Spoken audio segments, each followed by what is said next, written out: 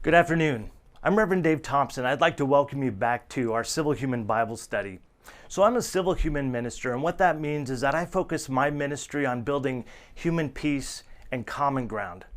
And as a civil human minister, the way that I'm approaching this Bible study is twofold. The first, I want to be human. So I'm looking at these scriptures to try to find those teachings that I feel can be applied across the board to all humans. And second, I want to be civil in the way that I do this, which means that I want to respect those shared basic human needs that we all have. Our need to believe what we want to about our creed, independence from the control of others, voting for those who will have control over us, having intimate love and being intimately loved, and last, to live our life and live it the way that we want to. So today we're talking about another parable. We've talked about parables before. We actually went through one, but essentially it's one of those stories that Jesus uses. It's a method for him to teach. That parable means to cast aside something. So he's throwing a story out for people to ponder an idea or to think about a concept. So now we're going to be talking about another story that Jesus is going to use to talk about the kingdom of heaven. So let's go ahead and jump into the text. It's Matthew chapter 13, verses 24 through 30, and then 36 through 43.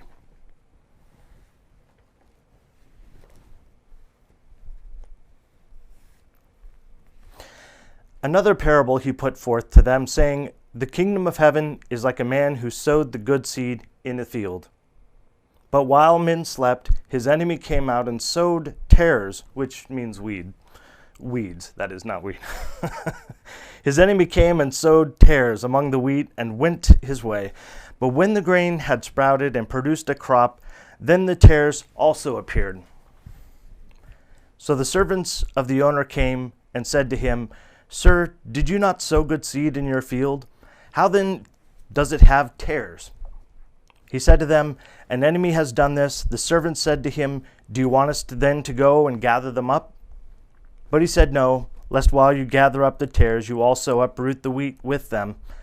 Let both grow together until the harvest, and at that time of the harvest I will say to the reapers, First gather together the tares and bind them in bundles to be burned, and burn them, but gather the wheat into my barn.'" And then Jesus talks about what that means. This is his explanation from his own words. "Then Jesus sent the multitude away and went into the house, and his disciples came to him, saying, 'Explain to us the parable of the tares of the field.' He answered and said to them, 'He who sows the good seed is the Son of Man. The field is the world. The good seeds are the sons of the kingdom, but the tares are the sons of the wicked one. The enemy who sowed them is the devil. The harvest is the end of the age, and the reapers are the angels. Therefore, as the tares are gathered and burned in the fire, so it will be at the end of this age. The Son of Man will send out his angels, and they will gather out of his kingdom all things that offend, and those who practice lawlessness, and will cast them into the furnace of fire. There will be wailing and gnashing of teeth. Then the righteous will shine forth as the sun in the kingdom of their Father. He who has ears, let him hear." And that last phrase is something that Jesus tends to throw on at the end. And that's simply saying, look, if you're ready to hear this message, then hear it. You need to. So let's go ahead and start talking a little bit about what this whole parable is about. I want to first talk about the kingdom of heaven, right? You heard this phrase. We've talked about it before, but I want to just emphasize the concept that Jesus is talking about here. And that'll help us understand really what this story, this parable is about. So the kingdom of heaven is a phrase that Jesus uses to describe essentially this new concept, this new way of thinking, this new way of living. Obviously, back then, they're in kingdoms. There's a king. There are his subjects essentially, and then that's a very common political construct at this time, especially. So Jesus uses language that's familiar and talks about a kingdom that is from the heaven. And remember, for them, heaven is simply the unknown. It's this place where things happen, where the sun comes and the moon comes and the stars come and random objects can be seen in the sky at times. They don't know what it is, but they know that up there is what controls the rest of what's going on here. So Jesus is saying, look, all that up there, This is the way that you live in this universe, in this world, according to the heavens. So hopefully that gives you a little bit better picture of what the people back then would have heard when they heard the phrase kingdom of heaven. So we have this story, right? We have this farmer who goes out and he plants some seed, and then somebody comes in and actually plants weeds in it. The word tares that's used in this translation really just means weeds, or something that is not beneficial, doesn't produce a harvest, and in fact can be harmful to the harvest. And then these harvesters come to him and say, do you want us to go ahead and pick out the weeds while they're growing up? And so the farmer says, no, just leave them there, because if you take them out, you might upset the roots of the good seed. And so in the end, when the harvest comes, you have these people gathering up all of the tares, the weeds, and burning them in a furnace.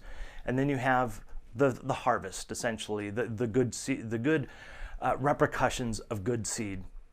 So let me walk through. There's basically 4 sections to this parable, and I want to talk about what those mean, and then I want to give you just a couple of thoughts that I've walked away from reading this text that I feel just as a human being are important to consider.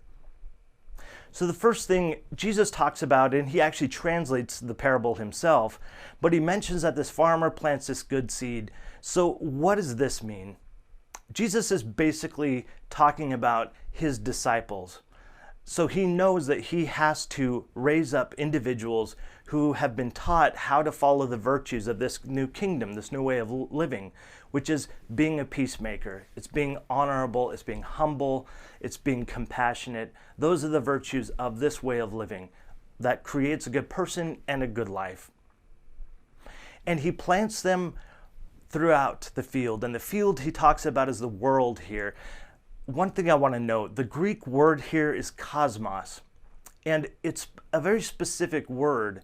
It doesn't just mean, the people around him, but it actually means everybody encompassed on the planet, the whole system of mankind, cosmos, which essentially world is how we translate it. So I think that this is really important, because especially as I'm going through these and trying to find the human message to bring it up to our 2,000 years later, to our world, I think Jesus is making a point here to say that, look, these things, these teachings that I'm giving you, they're not meant for the Jews, they're not meant for the Christians, they're meant for the world. They're meant for everybody. These are universal teachings that, if you follow them, will help us live a good and a happy life in this universe the way it is. And then we have this next step, right? We have an enemy coming in who plants these weeds throughout the field.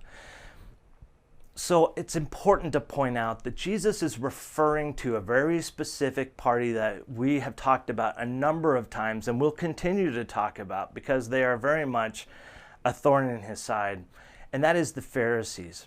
Now, he goes as far as to say the devil plants these weeds amidst the good seed. I want to make sure to point out that the word here, diabolos, is translated devil, and that's actually where we get the word devil from.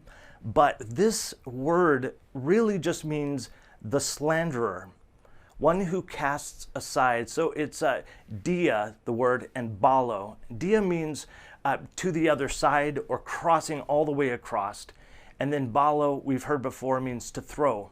So it's this idea of somebody who's throwing things to the other side for malicious purposes. So it's insults, it's derision, it's name calling. This is what is called the devil.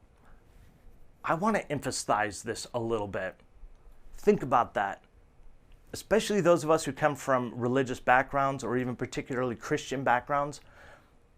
What Jesus uses to qualify evil people are those who slander others, who call them names, who belittle them, who make up accusations without providing any proof whatsoever. That is the devil in Jesus' regard. So then we have this group of of time where they basically grow up together. I think it's important that Jesus mentions that these weeds grow alongside of this good seed. I think, and I want to tie that message in a little bit later, but I think that's a very important note for us who are living in, right now, crazy times. Last, what happens? The messengers, he uses the word angels here. He sends his angels out.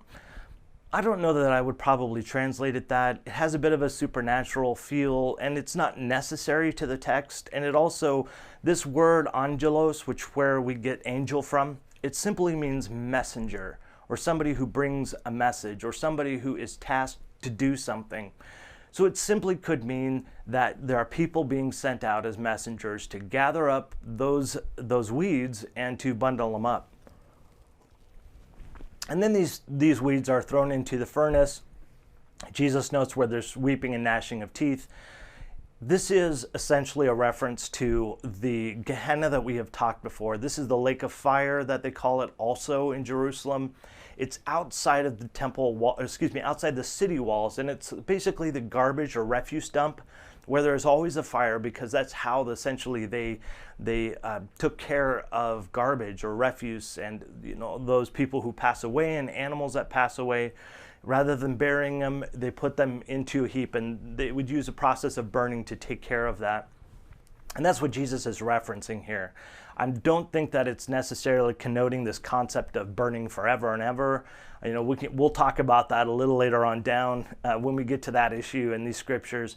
But I just want to highlight something, that this is Jesus saying that, look, these people are here now, yes, but they will reap their reward. And that's not a good one. And on the other side, those who are the good seeds go on shining and go on being this example. And the reason he uses the word shine is because of that word kalos, the Greek word that we've talked about. It's that example or fruit that makes people want to plant their own orchard. It's not only good and beneficial, but it makes people feel inspired to be good as well. So what does this 2,000-year-old story about farming in the Middle East have to do with us here in the States 2,000 years later, or in Europe, or in Russia, or China, or India, or wherever it is that you are watching right now? I want to leave a couple points with you, and then I'll close. I want to reiterate the fact that Jesus points out the world as the people who benefit from these teachings. A lot of times, those of us who come from church backgrounds, myself included, used to see Jesus' teachings as only applicable really to Christians, as if somehow you had to get, stamp your card or convert or say a prayer or do some mantra in order to become a Christian. And then once you became a Christian, all of a sudden you could live these rules and it would be good. I don't see that at all in the text. In fact, what I see is this person 2,000 years ago called Jesus saying, these things that I'm writing right now are useful for everybody, because humanity is humanity. And that's why he calls himself a son of man. You may have heard that in the text. He's referring to himself as a human amidst humans. So I want to encourage you to not necessarily look at the words of Jesus and the teachings in this scripture as having to do with necessarily Christianity, but instead having to do with having a happy life and building a happy society. The second thing, no matter what good we do, no matter the seeds we plant, no matter all that we put forward as good efforts for the good of ourselves and society, there will always be enemies. There will always be people who are maliciously trying to choke us out, to take up our nourishment, to do everything they can to spoil our plans because it's affecting them in a negative way for whatever reason. I just want to bring this up because I want to help you understand as much as I need to that there's always going to be that there. And the notion of just letting them grow up, the weeds along with the wheat, is an important message. As I said before, I want to tie out with this message. These weeds will always be here, but our job is to just grow the seed. Our job, our responsibility is not to be concerned about the weeds, is not to be concerned about the enemy. Because when we turn our attention to the people who are attacking us and slandering us, we are not giving our attention to the things that will be good for us and will be good for others. In this day and age, we all are having to endure slander. We're all having to endure people calling each other names and saying that they did something without any proof whatsoever. Let's not give them our time. Let's not give them our time. Let's focus our time on building and saying good things and encouraging people to be good and to have a good life. I want to thank you so much for joining me on this Bible study. It's been so interesting for me and really revolutionary in much of my way of thinking about these texts as a human being. And I appreciate those of you who have written back to tell me that you're appreciating this as well. And those of you who have added comments to the video, I would encourage you to do that just below. I would also ask if you have anything that you need help with as a minister, I would like to reach out to you. So please feel free to contact me via my website, revdavethompson.com. There's my email there and contact information, or on Facebook or Twitter or Instagram or whatever messaging. It's usually Rev Dave Thompson. So please reach out to me and I'll look forward to hearing from you. So until tomorrow live at noon, I want to say that I love you. And I hope that you choose to love yourself. It's the only love we have any control over. And now I invite you to join me as we go about the rest of our day, loving our neighbors the same way. Thank you.